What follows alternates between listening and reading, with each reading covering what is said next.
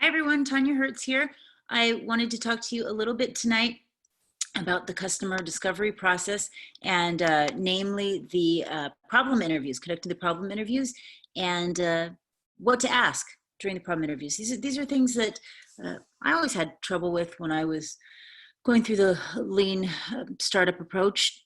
You know, what do you ask them specifically to assess whether or not they're your early adopters, and whether or not you're solving the problem that they need solved, whether it's a problem for them, and how big of a problem, right?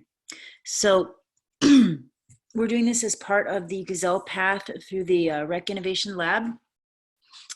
Anyone can do this when they're testing an idea for a new business.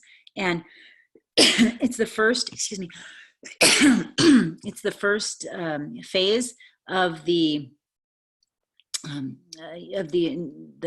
methodology. It's an iterative process where we're validating our or testing our assumptions excuse me, to see if we can validate whether or not the people are our early adopters, if they know how to describe the problem, or we know how to describe, excuse me, the problem the way that they understand it, that we know the emotions that they experience when they are experiencing that problem in that context, and that we know how and where to reach them and what's wrong with the way that they're solving the problem right now.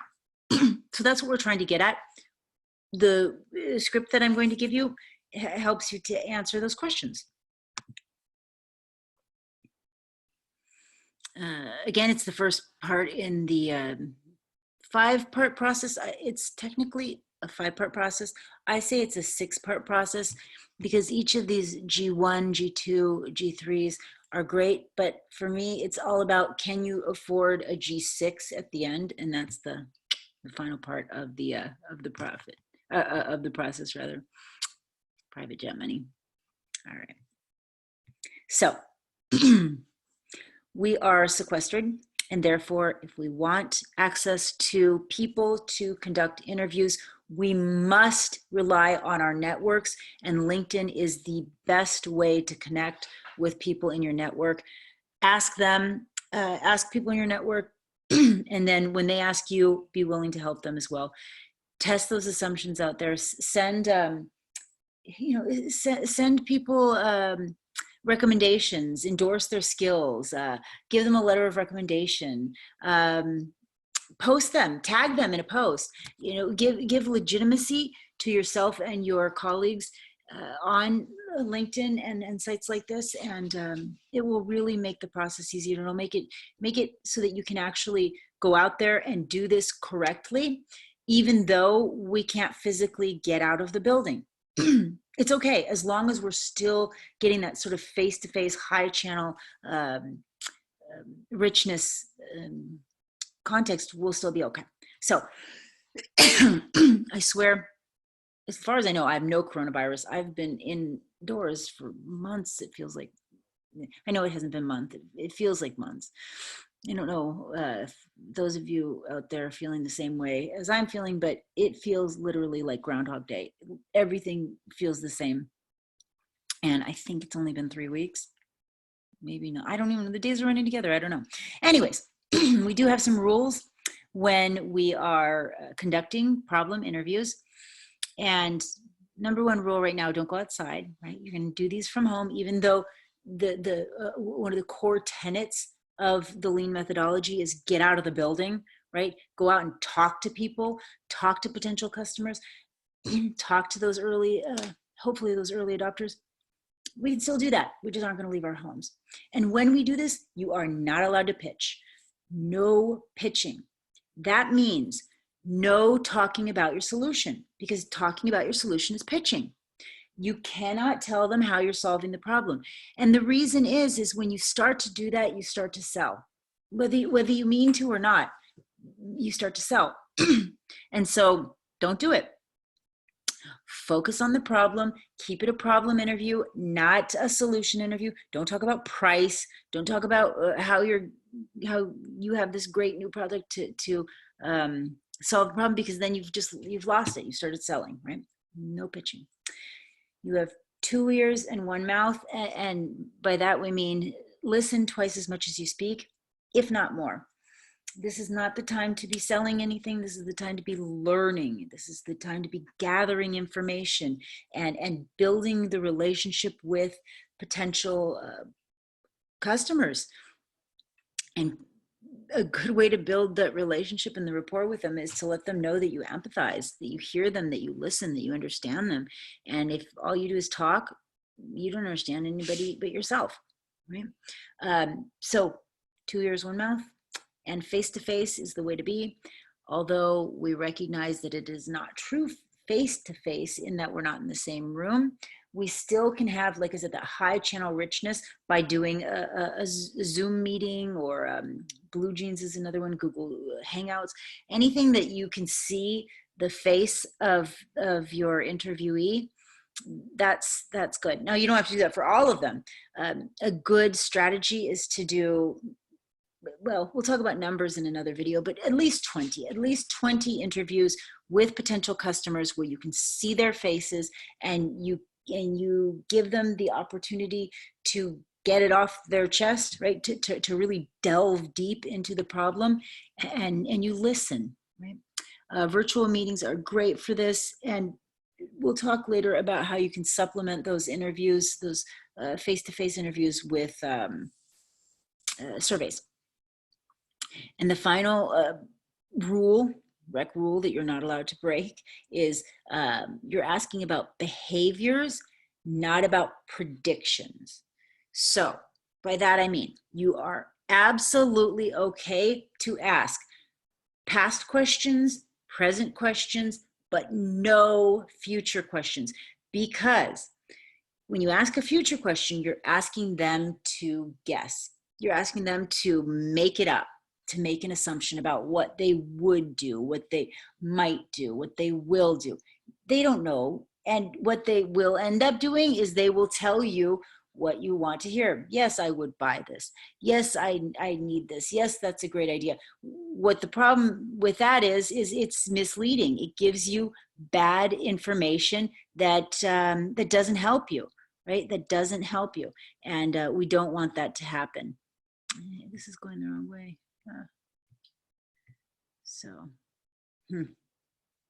Go to the, sorry about that. Okay, let's go the right way. So it doesn't help you. We're not going to do that. So customers will try to make you happy. So use the script. Don't ask what they will do. Ask what they did do. Okay. And also use veiled purpose questions. By that we mean you don't want to ask overt questions about about your solution. You really want to stick to the problem itself, and that's it. The problem, and then but get deep into it, right? So this is a great script for you to use. This is a script that I use.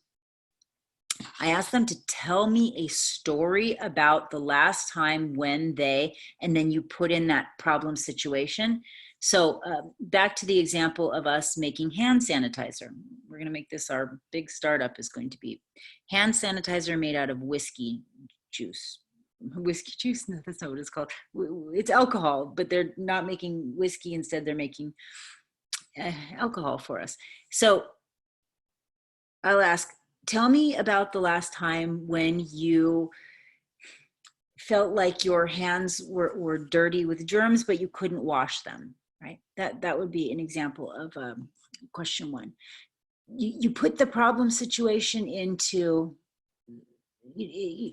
their context, but ask them, I always like to say the word story too, because I want them to sort of, really, let their mind wander, let them feel free to be creative, and or not creative, but to go deep into it, and not to be so, in business we're always to the point, give us the answer now.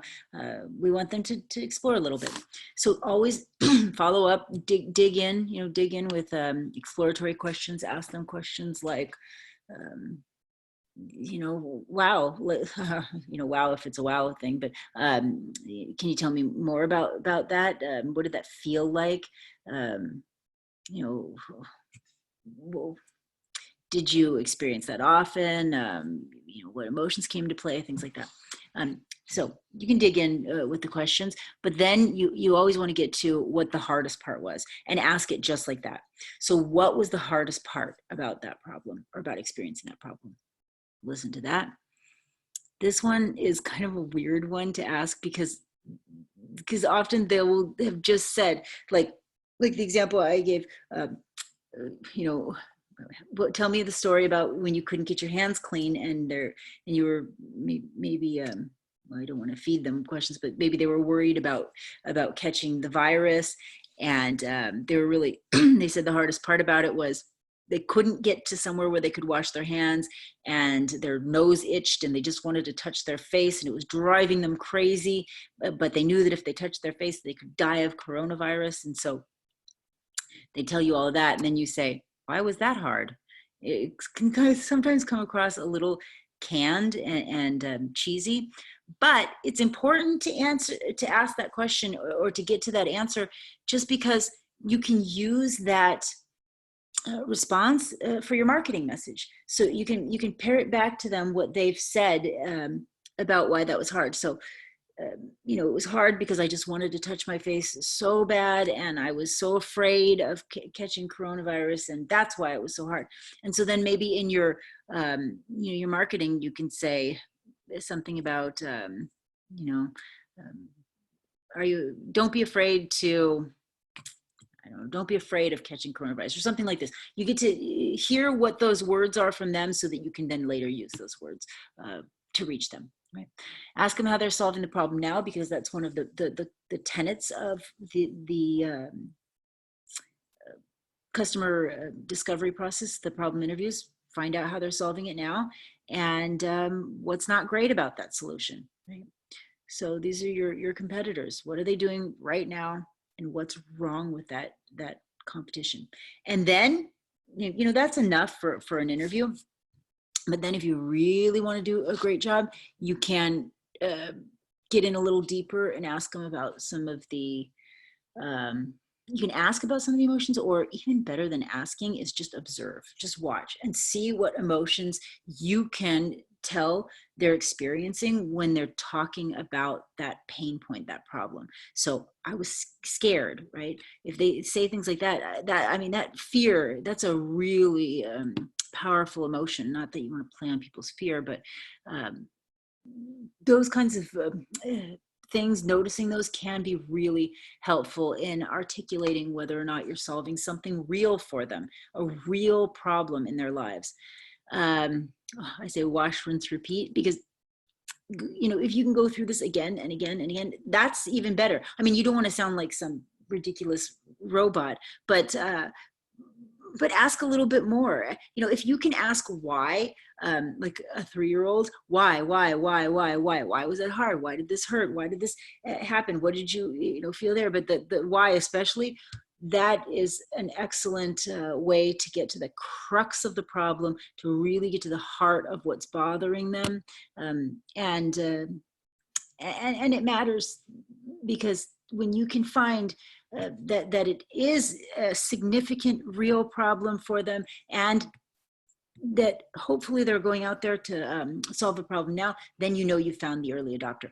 What if they say that they're not solving the problem now, or they're not even looking for ways to solve the problem now? Well, that might tell you that person doesn't fall within your early adopter. Maybe they're an early majority, maybe not. So that's another reason why I want to pay attention to these things. So this is a script if you are asking B2B, if you're selling not to direct to consumers, but to businesses. I just tack on a few questions beforehand and then ask the same questions at the end. And the questions that I ask beforehand are about their position or their role in the organization.